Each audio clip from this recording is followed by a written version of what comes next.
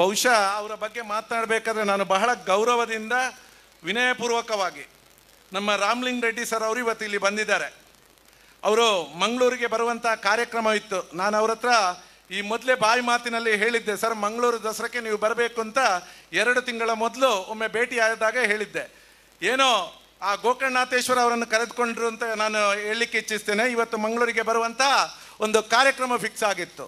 ಏರ್ಪೋರ್ಟಿಗೆ ಹೋಗಿ ನಿನ್ನೆ ದಿವಸ ಫೋನಲ್ಲಿ ಮಾತಾಡಿದ್ದು, ಇವತ್ತು ಏರ್ಪೋರ್ಟಿಗೆ ಹೋಗಿ ಅವರನ್ನು ಒಂದು ಆಮಂತ್ರಣ ಮಾಡಿ ಕಾರ್ಯಕ್ರಮಕ್ಕೆ ಸರ್ ತಾವು ಬರಬೇಕು ಅಂತ ನಾವು ಕೇಳಿಕೊಂಡಾಗ, ಬಹುಶಃ ರಾಮಲಿಂಗ ರೆಡ್ಡಿ ಸರ್ ಬಗ್ಗೆ 2 ಮಾತಾಡಬೇಕು ಅಂತ ಹೇಳಿದರೆ, ಒಬ್ಬ ಸೋಲಿಲ್ಲದ ಸರದಾರ, ಸುಮಾರು 8 ಬಾರಿ ಸತತವಾಗಿ ಶಾಸಕರಾಗಿ ಆಯ್ಕೆ ಆಗಿರುವಂಥ ಒಬ್ಬ ಕಾಂಗ್ರೆಸ್ ಪಕ್ಷದ ಹಿರಿಯ ಮುಖಂಡರು ಕೂಡ ಹೌದು, ಎಲ್ಲರೂ ಮೆಚ್ಚಿದಂಥ ಒಬ್ಬ ಜನನಾಯಕ ಶ್ರೀಯುತ ರಾಮಲಿಂಗ ರೆಡ್ಡಿ ಸರ್ ಅವರು ಸುಮಾರು 5 ಬಾರಿ ಸಚಿವರಾಗಿ, ಈಗಲೂ ಕೂಡ ಸಚಿವರಾಗಿ ಸೇವೆ ಸಲ್ಲಿಸಿರುವಂಥ ಒಬ್ಬ ರಾಜ್ಯ ಕಂಡಂಥ ಧೀಮಂತ ನಾಯಕರು ಕೂಡ ಹೌದು.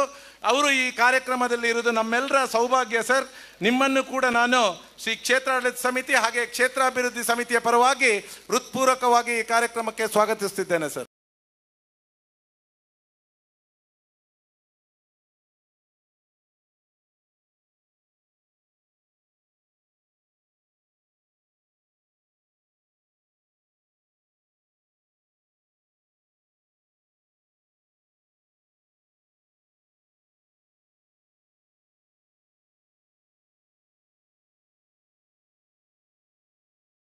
ಎಲ್ಲ ಬಂದವರಿಗೆ